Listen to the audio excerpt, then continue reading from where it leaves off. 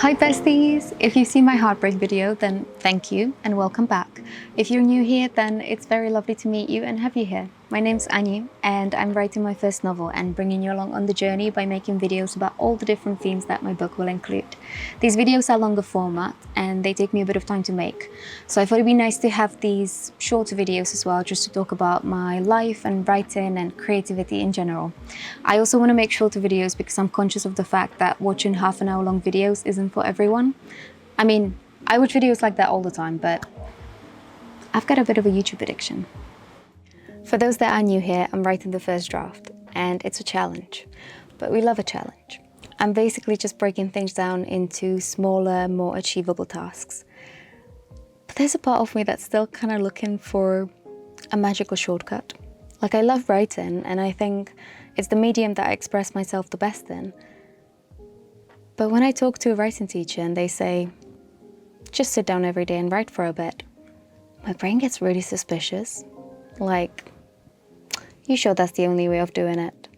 And I really think I care more about the writing process than the finished product. But still, I find it so difficult to commit to writing on a daily basis. And I realize it's because I struggle with internal discipline. If someone else wanted me to write a book for them, oh, it's done by tomorrow. But because I'm doing this for myself, I have a constant tendency to let myself down. And that sounds quite sad when I say it like that. So that is why I decided to spend my weekend in a little hut in South Wales, to give myself the time to just sit down and write. And I'd like to take you with me. I hope this video can serve as a little place of inspiration and motivation for you to go and create.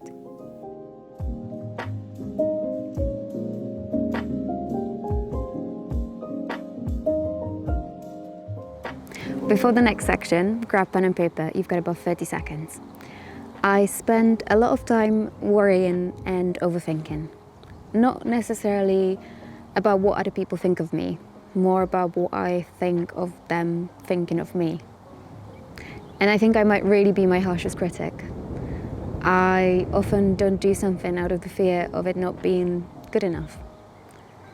And I love my perfectionism, but sometimes I wish I could just do stuff and maybe not make it great, but at least make it.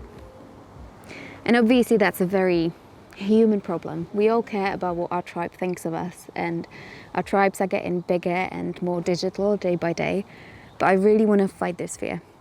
You've got your pen and paper. I want you to take the next minute with me and look at my lovely view. I'm going to show you footage of it. And I want you to create something, whatever this view evokes in you. It can be through writing, through drawing, build an origami out of the paper you've got, whatever you want. I'm not going to judge you. I'm going to set myself timer for 5 minutes, which gives me an advantage. So if you want, you can pause the video and come back when you're ready. I just felt like watching me write for 5 minutes might be a little bit boring, so I'm going to speed it up. And yeah, I'll see you in 5.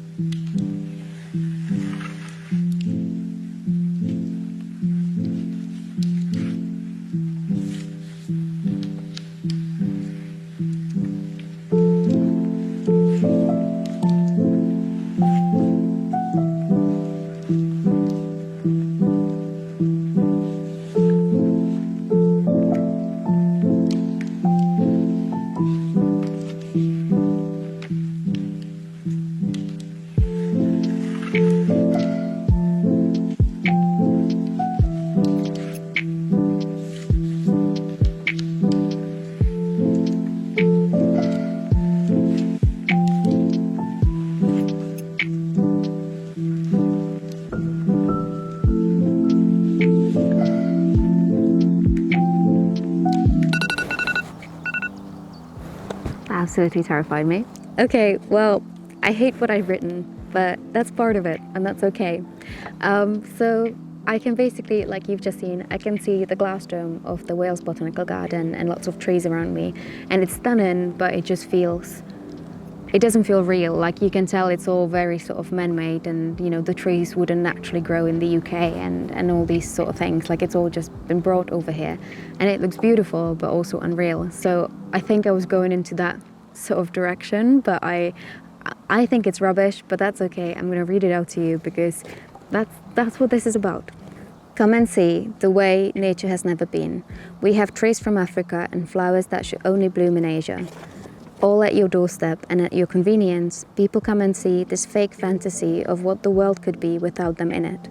Come and see this place has your dreams that can't come true while you're here. And then I started writing something else and ran out of time because I realised I really hate that one. And all I've written is glass amongst wood, white amongst green, because that's kind of what I can see. And then I was like, I'm gonna go into some sort of a direction, but we ran out of time. So that's that. If you have something that you'd want to share, the comments are made for that, and I'd love to read your little creations.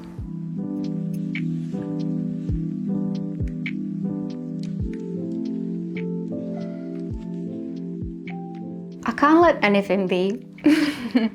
You've seen my very strong initial reaction to what I've written, which I think wasn't quite fair to myself, because creativity doesn't need to bring good results for it to be worthy, and that's clearly something I need to keep reminding myself of. But I think it almost freaked me out how negative my writing was. I felt like I didn't do the botanical garden justice because it's a really gorgeous place.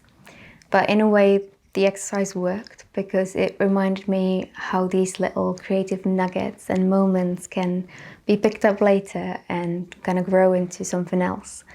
And so I've taken some time and I've written another poem about the topic, and I'd like to share it with you. Trees and grass, dome and sky, air damp with the scent of bark, earthy sweetness of crushed clover, gentle worker honeybees, glasshouse fogs at the edges, a lung inhaling a warm breath, holding space for life to grow out of place. Storm clouds like kilt hang over where glass and wood in silence blend. The garden waits, soft and slow, for any drop the sky lets fall to become a thread within it all, towards plants that don't belong here. But on the side, in a garden of control, moss climbs up the stones, nettles hug the fence. It's wild and wrong in their rightful home. Here nature meets human touch in the kindest way there is. It's a sign to stop and let the wind move through you. Listen to the ground's heartbeat. Observe, but don't disturb. Maybe the roots growing will ground you too. That's it for this little look into my life. The window is closing. Thank you for watching and visiting this beautiful place with me. The question I'll leave you with is, what's one creative thing you've done today? Send in lots of love from Wales. Bye.